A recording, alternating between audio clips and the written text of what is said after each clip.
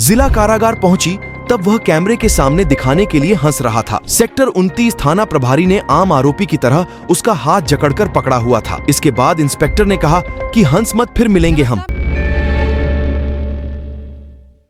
जब कामयाबी आती है तो साथ में गलत आदतें भी लाती है। हैंग हुआ एल्विश का सिस्टम, जिन साक्ष्यों के आधार पर नोएडा पुलिस ने कार्रवाई की है, सूत्रों की माने तो उन्हें पहले से ही जुटा लिया गया था। लोकसभा चुनाव की आचार संहिता शनिवार को लागू हो गई। इसके बाद पुलिस रविवार को एक्शन में आई। एल्विश को अब तक संरक्षण दे रहा सिस्टम हैंग नजर आया। जैसा कि आप सभी ने सुना ही होगा, हाल ही में जाने माने यूट्यूबर एल्विश यादव की गिरफ्तारी सुर्खियों में है और उनकी मुसीबतें थमने का नाम ही नहीं ले रहा है। नमस्कार, आप देख रहे हैं नेता नजर और मैं हूं दीपक। बीते रविवार को नोएडा पुलिस ने एल्विश यादव को पूछताछ के लिए बुलाया था, जहां पर उसके आने पर भीड़ न जुटने पाए, इसके लिए गोपनीय तौर पर सेक्टर 113 थाना एरिया के फार्म हाउस पर बुलाया गया। इससे पहले पुलिस ने 7 नवंबर को भी उसे पूछताछ के लिए सेक्टर 20 थाने में रात को बुलाया था। उस समय करीब 3 घंटे की पूछताछ के बाद उसे जाने दिया था। इसके बाद पुलिस ने एल्विश पर हाथ नहीं डाला था। सूत्रों की माने तो इस बार पुलिस ने एल्विश को यह कहकर बुलाया था कि यह अंतिम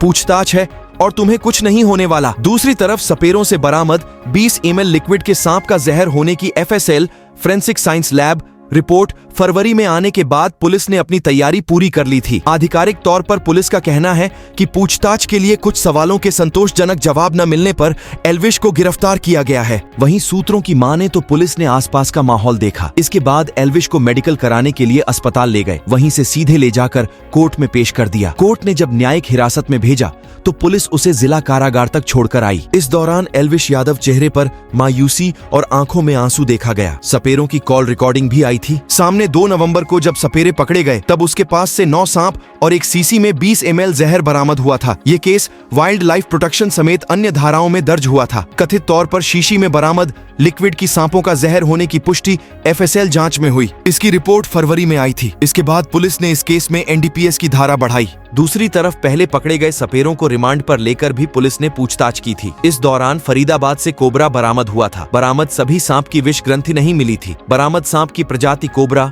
अजगर, दुमुही, रेड स्नेक यानी घोड़ा पछाड़ शामिल थे। कुछ कॉल रिकॉर्डिंग भी सामने आई थी, जिनमें एक सपेरा यह दावा कर रहा था कि वह एल्विश यादव की पार्टियों में सांप लेकर जाता है। इसमें नोएडा की कुछ लोकेशन का भी जिक्र हुआ। सोशल मीडिया पर ट्रेंड में गिरफ्तारी और नोएडा पुलिस यूट्यूबर और big boss OTT2 winner Elvish Yadav पिछले कुछ समय से अलग अलग विवादों में भी बना हुआ था। रविवार को जब उसकी गिरफ्तारी हुई तो सोशल मीडिया पर तेजी से फैल गई। कुछ ही देर में सोशल मीडिया X पर एल्विश की गिरफ्तारी और नोएडा पुलिस ट्रेंड करने लगे। पुलिस ने यह कार्रवाई ADCP मनीष मिश्रा की अगुवाई में की। सेक्टर 20, 29 और 113 थाना पुलिस कार्रवाई के दौरान मौजूद रही। पहले दिखा रहा था रुतबा, फिर निकल गई अकड़। एल्विश यादव जब पूछताछ के लिए फार्म हाउस पर पहुंचा तो शुरुआत में रुतबा दिखा रहा था। साथ आए दोस्तों से फोटो भी क्लिक कराए। इसमें वह सोफे पर बैठा हुआ था। वह निजी SUV से कोर्ट पहुंचा। कोर्ट परिसर में भी पुलिस कर्मियों से दूर अकेले मुस्कुराते हुए एल्विश दिखाई दिया। कोर्ट से यह तय हो गया कि उसे 14 दिन की न्यायिक हिरासत में भेजा जाएगा। तुरंत जमानत की उम्मीद भी धुंधली पड़ गई। इसके बाद एल्विश के चेहरे पर परेशानी दिखने लगी। पुलिस जब उसे लेकर जिला कारागार पहुंची तब वह कैमरे के सामने दिखाने के लिए हंस रहा था। सेक्टर 29 थाना प्रभारी ने आम आरोपी की तरह